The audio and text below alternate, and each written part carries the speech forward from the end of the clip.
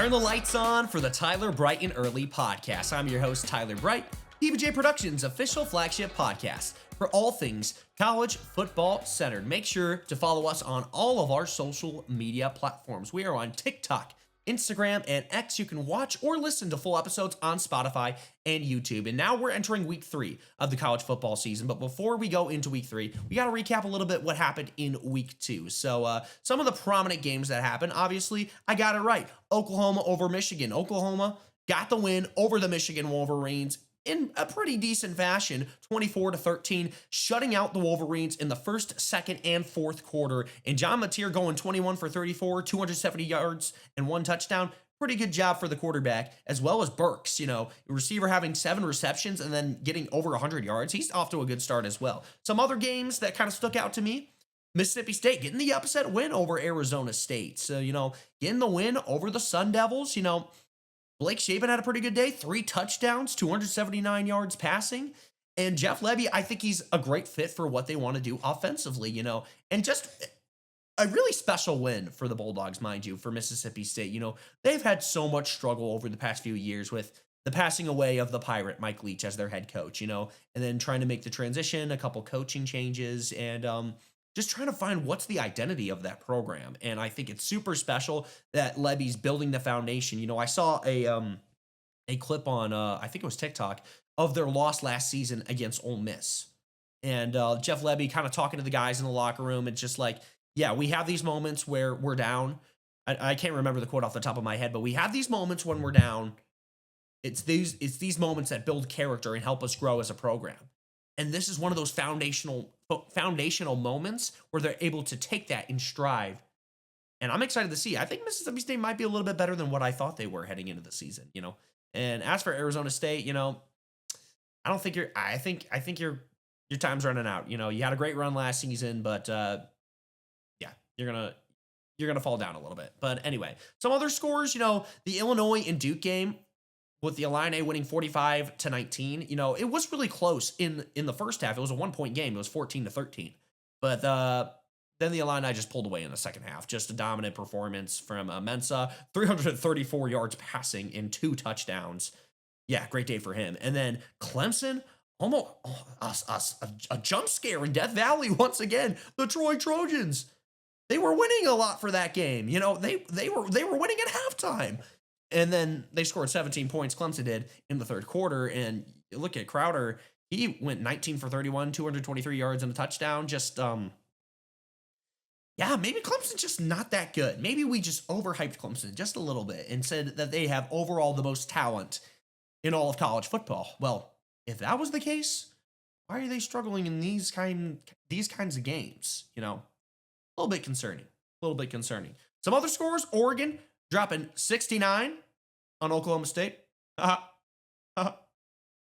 mean, all jokes aside. Anyway, Dan Lanning, just an absolutely dominating performance against another Power 4 school. And, Mike Gundy, you talked about how the football program spent $40 million alone. And yeah, they have a lot of help from the Knight family and Nike having that booster aside. But Oklahoma State probably has some good boosters as well. Maybe not to that degree, but they still have great boosters that are able to support the program. And I just think Mike Gundy's a little bit past his prime, Not saying that he can't have a great season, He had a couple of lull years before going back to the Big 12 championship in 2021 against the Baylor Bears. So I'm not saying that it's completely out of the realm, but I'm not expecting anything special from the Cowboys this season. And then lastly, I kind of want to talk about, of course, the upset. South Florida, 18-16 over the Florida Gators after a spitting incident. That's one of 2 spitting incidents we'll be talking about here today. USF won on a game-winning drive field goal to win it at the end at Ben Hill Griffin Stadium. And Brown outdueled Lagway on the stat sheet, going 23 for 36, 263 yards and a touchdown. Lagway just didn't do much, for being a 5-star quarterback, and he looked like a quarterback that hasn't been practicing a lot. And, that has to do with the injury, but he doesn't look like he's looking like what someone would look like in fall camp. He's not looking like the starter that everyone was expecting him to take this next step, especially after he finished last season. So a little bit disappointing. And is Billy Napier on the hot seat? I think so. And you know what's so disappointing is like I think USF is a great team. Spoiler, I have them in my college football playoff prediction that we'll do in a little bit. But yeah, I think USF is a great team. I still think Florida's good as well, but you can't lose to USF in this spot. You just can't. And I think Scott Strickland, especially with that security, that his extension that he got, he has a little bit of a luxury where he doesn't have to tie himself to Billy Napier and can fire him.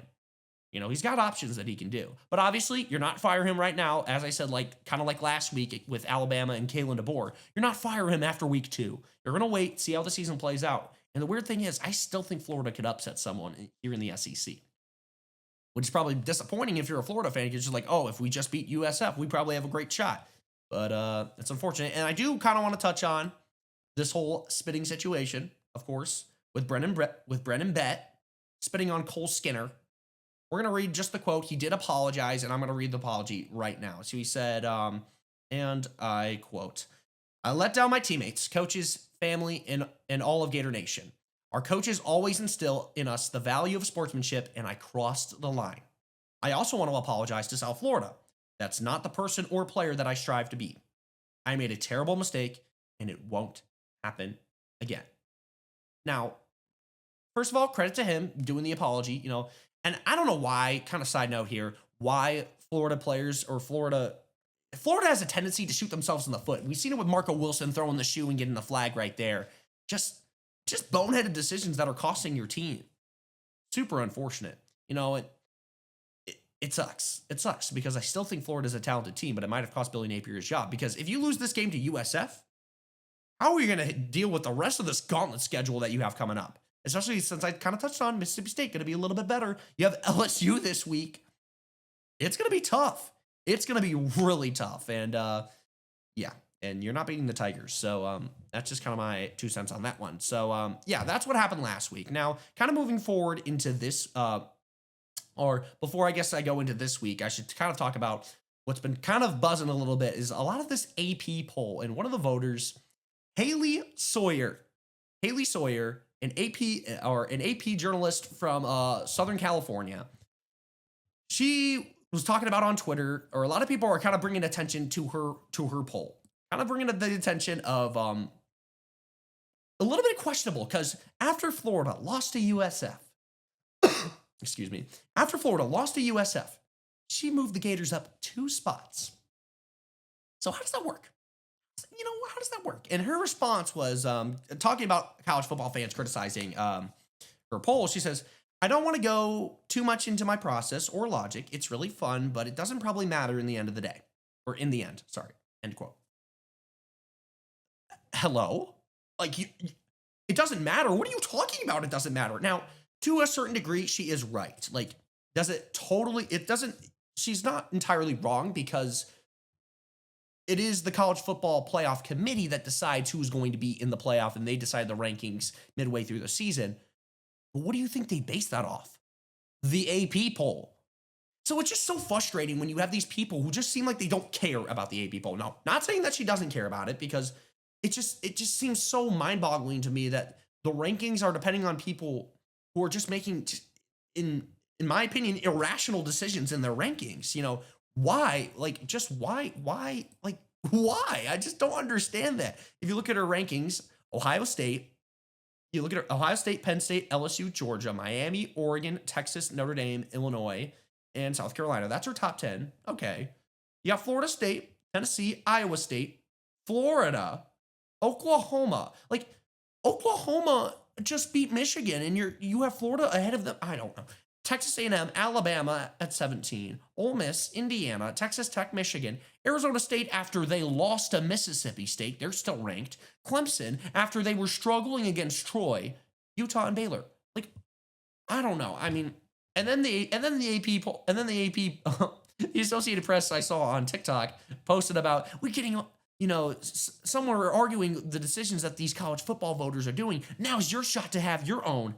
To do your own ranking to see if you can prove us wrong and see how easy it is. I'm just like, that just made me cringe. It really just made me cringe. I'm like, I'm pretty certain I can do a better poll than what Sawyer did. And now, she's a professional journalist. She has every right to have a vote. But it's just super frustrating because, I feel like I could do a better poll than that, and you could probably do a better poll than that too. Super frustrating, but at the end of the day, she has right, freedom of the press. She can vote however she wants, and that's how it is, So it is what it is. But kind of switching gears a little bit. We were talking about the AP poll, but now that we're in week 3, I kind of want to do a quarterly series throughout the main college football season. And now that it's week 3, is a great time to start it. My college football playoff predictions, kind of who I think, kind of where they sit right now here in college football. So I'm going to do my predictions. I'm going to look ahead, and based on what I have so far in these first couple of weeks, I should say, here heading up into week 3, I'll just dive right into it. Let's just jump right into it. So at number 1, I have Ohio State. They've won the biggest game so far this season. It might be the biggest game of the entire season at the end of the season. Who knows? That's how big that Ohio State Texas game was. They still got to go down the road and finish the job, but as of right now, they are the best team in college football. Next, I got the Georgia Bulldogs. Haven't really, it's early. They haven't had a whole bunch of tests, but I do think overall, I just think, Kirby Smart has the track record of being a successful coach, and I think later down the road, he's going to take care of business against some of these teams in this brutal SEC. Number 3, I got Penn State. Penn State lucked out of not having Ohio State, and honestly, if they go undefeated, or even if they lose to Oregon in their schedule, I think they're going to be just fine. I think James Franklin, he's got a great program there. A lot of guys coming back. I think this is the year for Penn State. As I mentioned, I said it a lot in the preseason, but I think they're going to be just fine. I think they're going to be just fine. And yeah. So number 4, I got LSU. I really like LSU, and I almost tempted to put them at number 3, but I think LSU is going to lose a game this season. It's just a matter of which game is it. Are they going to get upset this week at Florida? I doubt it. Are they going to lose? It's just where are they going to lose, and how many losses do they have on their schedule? Obviously, if I have them at 4, I don't think they're going to lose that much, and I have a lot of respect. I like Garrett Nussmeier. I like Brian Kelly as a coach, although I think he doesn't have the best track record after winning a bunch of national championships at the Division II level at Grand Valley State. Shout out TVSU. He hasn't gotten that national title, and but maybe this year. Number 5, I got Notre Dame. I know they lost to Miami. Actually, no, this should be wrong. No, Miami should be at number 5. Miami is at number 5. Excuse me. Miami's at number 5. They beat Notre Dame, and I like Carson Beck so far. Carson Beck's looking pretty good. Carson Beck is looking pretty good. He had a great game against Notre Dame, and is the big question is Mario Cristobal gonna have a boneheaded game where he's just gonna make a bad decision call and it's gonna cost them the game? I don't know. By the way, Carson Beck going 22 for 24, 267 yards and 2 touchdowns. He might be the Heisman favorite. I'm not doing that this week. I'm doing that next week, but he might be the Heisman favorite right now. Also, I really like Mark Fletcher Jr. too. He looked really good in that Notre Dame game as well. 11 carries, 86 yards, and 2 touchdowns. And then Tony, he had 6 receptions and 80 yards. Now they faced Bethune-Cookman. But nonetheless, you still got to respect the performances that they had. So now, back to the list. At number 5, I do have Notre Dame. I think Notre Dame's going to be just fine. I think, they have a pretty easy schedule, I will say. I think they'll be just fine. I think even if they have 2 losses, I don't foresee it happening. But I think they're just gonna pretty much cruise through the rest of the season. Maybe. Well, this Texas A&M game coming up is gonna be the big question. If they beat Texas A&M, they're gonna cruise away. But maybe Texas A&M beats them. It could still. Can't entirely rule that out. But next up, I got the Oregon Ducks at number 7. Oregon has a little bit of a kind of lucks out a little bit. They got they're not facing Ohio State this year, but they got Penn State. It's just going to be a matter of, and they look so dominant. I have to put them in the playoff, even though I don't think this team is as good as the team that they were last year. I think I just think they're going to be pretty much Oregon. They're not a lot of people are going to be talking about them this year. But yeah, I mean, I'm looking at the schedule right now, and it just I don't know if they are going to lose a game. If they are, it's going to be the Penn State game, and obviously, I think I like Penn State right now, but That's just me personally. I feel like it's a coin flip. However you go with this team, but yeah. So moving along with the list. Next up, we got. Oh yeah, I got Oklahoma. Oklahoma. I think after the win against Michigan, you got to put them up there. I do think another team can give them a run. It's actually the next team that I have on this list that might shock a little bit of people, but I like them. I think they could be a playoff team. I like Mateer. He looked really good again in the Michigan game. And Brent Venables, I know I said it preseason, he's kind of on the hot seat. He's got to do well this season. And he's doing well so far. You can't question him. It could be a situation kind of like last season, but maybe even a little bit better, where Billy Napier was on the hot seat, had a great stretch at the end of the season, and then saved his job. I mean, you can't really argue with that. So yeah. Next up, got Lane Kiffin and the Ole Miss Rebels at number 9. I think Ole Miss could beat Oklahoma, but I also think they could. I also think they can beat a couple of teams actually. On their SEC schedule, kind of get some upsets here and there, kind of like they did last season. I think they could upset LSU. I think they could. I mean, they beat Georgia last season. I think that's going to be a little bit tough because Kirby Smart's going to have that like bulletin board material where it's going to kind of motivate them just a little bit more. And I know it's tough after they almost had another scare against Kentucky in back-to-back years, only won 30-23, but you can attest that to maybe a slow start, or maybe Kentucky's just a little bit better. I don't think so, but I could totally see them upsetting someone. I could see it happening. I could totally see it happening. I like Austin Simmons. I think he's done pretty good so far this season, but kind of replacing Jackson Dart. 13 for 24, 235 yards and 2 interceptions. Obviously, he doesn't look that great against Kentucky, so maybe he's not doing that great this year. I don't know. I think he can pull it around. I think he's a young quarterback that can go out and finish the rest. The SEC it's a gauntlet. It's going to be hard, but I have faith in them. I like Lane Kiffin as a coach. Honestly, Florida might even look at him as head coach if they fire Billy Napier. But then it would be kind of weird. Like, why would he leave Ole Miss if he makes it? Anyway, I'm going on a tangent, but I like Austin Simmons. I think he's going to figure it out, and I think he's going to have a big game, even though he threw 2 interceptions against Kentucky. But I have faith in him. I just have that intuition. But so yeah, next up at number 10, I got the Texas Longhorns.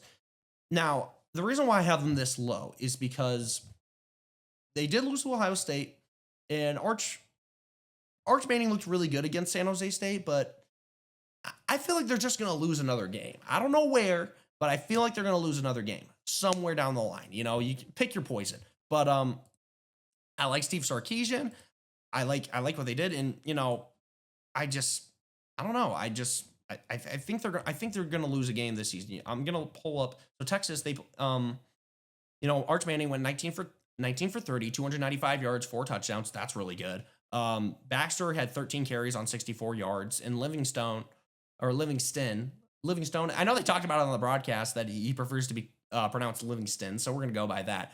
4 receptions, 128 yards, and 2 touchdowns. He is a dog. I was watching a little bit of that San Jose State game. He had a great catch that was kind of rolling his way onto the sideline end of a touchdown. Very explosive play for the Longhorns. So Longhorns, hook 'em. You're in the playoff. Probably don't like my seating there, but it is what it is. Number 11.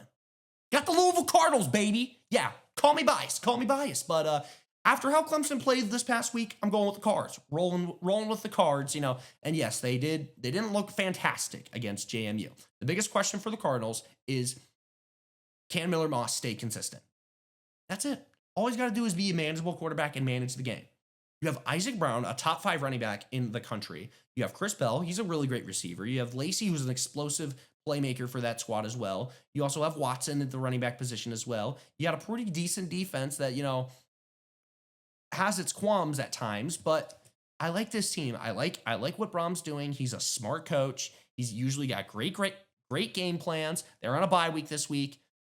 It just, can they control Miller Moss and not make these bonehead decisions? All he needs to do is manage the game, and they'll be just fine. And I think they're going to upset someone.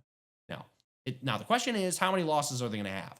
Now, if they go undefeated, which that would be crazy, I think they're probably going to lose to Miami. But if they upset Clemson and they go to the ACC championship and they lose the ACC title game or even win it, You're telling me at like 11 and 2 that they're not going to make the playoff? Absolutely, they're going to make the playoff. They're going to say, oh, the schedule, but if they go 11 and 2, which I'm predicting in this scenario, they're making the playoff. I'm rolling with it. And then at number 12, I got the USF Bulls. Looked great in their upsets against Boise State and Florida. It's hard. I mean, you have to pick them. I like what Alex Golish is doing. It's just a smart mind, kind of from the Heupel system, kind of a veer and shoot coach. I like what they're doing, and I also like Brown. He looked really good and just controlled the game for USF and kind of kept them in that game. And if you look further down in their schedule, I just think I mean the Americans not as there's not as much competition, I feel like, in the American compared to usual years. But yeah, I'm going with USF. I still like UNLV. I know they struggled in their first game against Idaho State, but they did pretty well against UCLA. I don't think UCLA is good either, but I think UNLV could still be in contention. But right now, it's USF, and that is my college football playoff prediction for Week 3. We'll do the next one probably in Week 6, give or take. Kind of around that realm. We're going to try to make it quarterly. But yeah, that's what I got so far. So, yeah, so there's that. There's your college football playoff predictions. Now, we're kind of going into next week. We'll kind of go into Week 3, some of the big games that are coming up this week. We're still in kind of that realm of you have these non-conference games early on in the season, but you have Florida and LSU. That's a big game. I think LSU is a very competitive team with Brian Kelly, as I mentioned earlier. The biggest thing for them is how is Florida going to respond? Are they going to give in and quit after losing to USF? Or are they going to come back and say, hey, we got something to prove? People are doubting us after losing to USF, while a competitive team. People are doubting us. They think that we can't do it. How is Lagway going to do? How is this entire team? How is the morale of the team, and how well does their practice go this week? With that said, I'm still going with LSU just because I think they are the more talented team. I think they have a better coaching staff to prepare them. And yeah, if you're looking at why do you think their coaching staff was better at preparation, just look at what Florida did in their previous game against USF and how Billy Napier has lost games in the past. Not very often Florida coaches have lost non-conference games like that, especially to Group of 5 schools. Even in the Dan Mullen era, even before that, it didn't happen as much. It happened from time to time, but yeah. So yeah, Clemson and Georgia Tech. That's at noon on ESPN.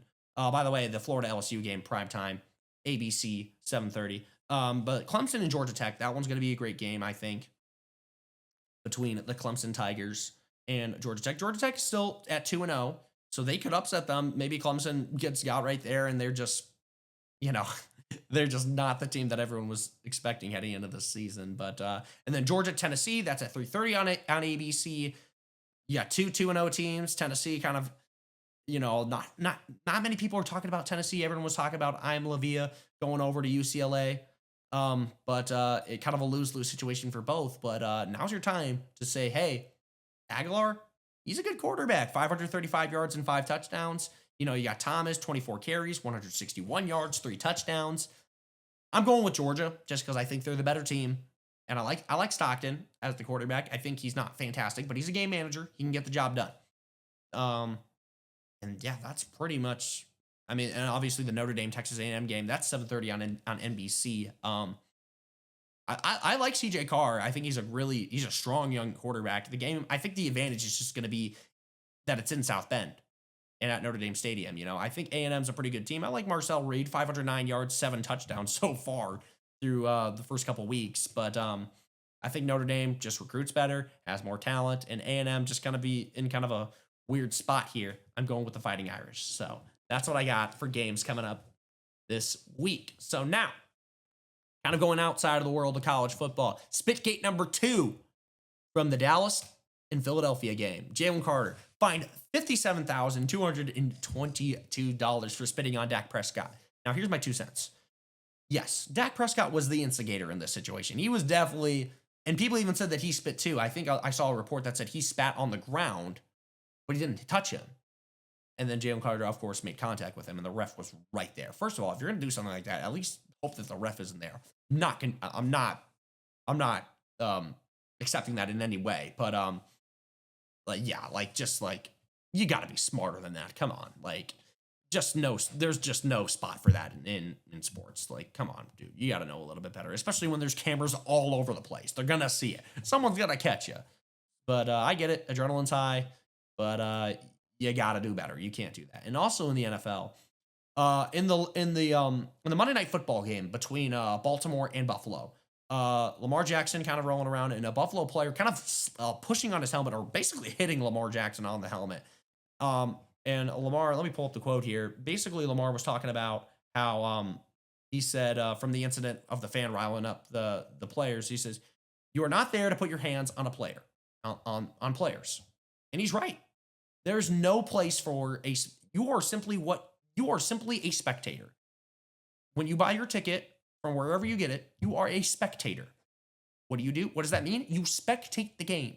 You're not the center of attention. You do not rile the players up on the field and try to instigate them. Now, you can do a little, you can play a little bit, you have a little banter, you can be a fan and be loud, be boisterous, but to a certain extent, I believe. You should have a little self-awareness, and obviously you can't put your hands on a player. That's just a big no-no. I just don't understand how people don't understand that concept. People just don't understand it. People don't understand it. Not that hard to understand. But yeah, that's going to do it for today's episode of the Tyler Brighton Early Podcast. Hopefully you enjoyed. Make sure to follow us on all of our social media platforms. We are on Instagram, X, and the TikTok. There it is. You can watch and listen full episodes on Spotify and YouTube. And make sure to tune in next week. PBJ Productions' official flagship podcast for all things college football centered.